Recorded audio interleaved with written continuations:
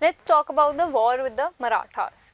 The late 18th century saw the company curb eventually and destroy the Maratha power. They first gained control of the Marathas, then later on they completely destroyed the Maratha powers. So, the Marathas, they were defeated in the third battle of Panipat in 1761. So there was a battle of Panipat which happened between the Maratha leaders and the East India Company. And in the third battle of Panipat, the Marathas were completely destroyed. So, with Ahmad Shah Abdali and their dream of ruling from Delhi failed. The Marathas, the ruler Ahmad Shah Abdali, he had a dream that he would rule the Indian subcontinent from Delhi, from the center power. That was completely destroyed. So, they were divided into many states under different chiefs known as Sardars.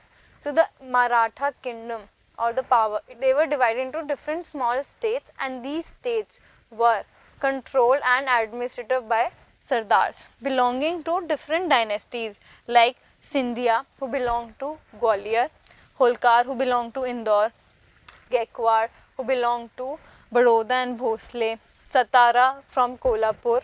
So these Maratha chiefs, they all were held together in a confederate under a Peshwa, who was the principal minister of the Maratha power. So the Marathas, they were always fighting battles, they were always busy in fighting the battles. Sometimes it was Panipat, then with Mysore, etc. So, in the first war, which came to an end in 1782 with the Treaty of Salbai, no side won the war. So, in this, neither the Britishers nor the Maratha power, they won. So, this came with the Treaty of Salbai. The second Anglo-Maratha war was fought between 1803 to 1805, and this was fought on different fronts. So it was not just one place where the battle was fought, it was on different areas and regions. This resulted the Britishers winning in Odisha and the territories of the north side of the Yamuna river, which included Agra and Delhi. So the Britishers later on, after winning the battle, they captured Odisha and the areas above the Yamuna river, which are Agra and Delhi.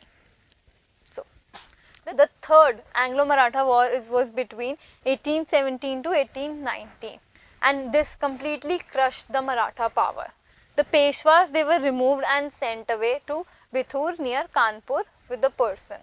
The company now had complete control over the territories south of the Vindhyas. So as we have seen in the Indian map, Vindhyas are the mountain ranges in the southern or the Deccan Plateau. So the area and the region in the south of the Vindhyas, this is completely controlled by the company.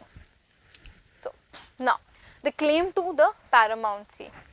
From the early 19th century, the company succeeded in territorial expansion. There were several battles that were fought, and gradually the company, they started to win. There was a drill of winning each and every battle, and that is how they expanded their territories. Under the Lord Hastings, there was a Lord Hastings, a person who was appointed as the Governor General from 1830 to 1823. The company initiated a new policy of paramountcy. Here you can see the image of Lord Hastings. Now what is it about? What is the policy of paramountcy?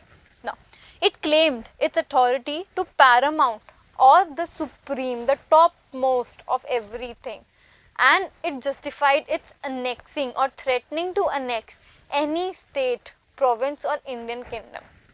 This view continued to guide later in the British policies as well. So, the process of expanding the territories did not go unchallenged. Of course, the Indian rulers, not every Indian ruler, they were surrendering. There were battles, they fought and rebelled against it, and it did not go unchallenged. So, when the Britishers, they tried to annex the small state of Kittur in Karnataka, Rani Chinnamma took to arms and led an anti-British resistance movement. So when they wanted to capture Kittur, which is in Karnataka, Rani Chinnamma, she led the pack and challenged the Britishers. She was arrested in 1824 and died in prison in 1829. But Raina, a poor chokidar of Sangoli in Kittur, carried on her resistance. So even the local people, they were motivated by this resistance and they did not sit quiet. they led huge armies against the Britishers. He, with popular support, destroyed many British camps and records. He was caught and hanged by the British in 1830 for the rebellion. In the late 1830s, the East India Company became worried of Russia's expansion as well. So, the French came, the Portuguese came, the Dutch came. They were all removed and eliminated by the Britishers. But now, in 1830s, they were worried about the Russian expansion across Asia and probable entry into Indian subcontinent from the northwestern part of the state. So, because of this fear, the British now wanted to secure their control over the northwestern part as well. They fought a prolonged war with the Afghanistan between 1838 and 1842, and they set up indirect company rule over there. So it was not direct, it was in collaboration and in form of alliance with the local bodies that they set up their rule over there. Sindh was taken over in 1843. They tried to annex Punjab, but Maharaja Ranjit Singh held back to the company. They tried to conquer Punjab as well, but the Sikh ruler Maharaja Ranjit Singh, he was so resistant that he did not let that happen. After his death in 1839, two prolonged wars were fought with the Sikh kingdom as well. So, here is an image of Maharaja Ranjit Singh holding his coat. Now, let's talk about doctrine of lapse. So, this is a very important topic and this will make you understand how did the Britishers they expanded further. Major features of doctrine of lapse were that the final wave of annexations, the conquer or gaining the control of territories, it started to occur under Lord Dalhousie, who was the Governor General under 1848 to 1856. Now you know we have a town known as Dalhousie. That town is named after him. So major features, what were the major features of this doctrine of lapse? So he devised and implemented and formulated a policy which was named the doctrine of lapse. The doctrine declared that if any Indian ruler died without a male heir or a male prince who could succeed the kingdom and lead it, that kingdom would lapse. It would become a part of the company territory. So what did the doctrine say? That if any Indian ruler died without a male heir, as in the prince who was supposed to become the king, the kingdom would lapse and become part of the company territory. So the company annexed several kingdoms just by this doctrine. There were several kingdoms which were annexed, conquered and being controlled by the company just under this doctrine. These kingdoms include Satara, Udaipur, Nagpur, Jhansi, Sambalpur, etc.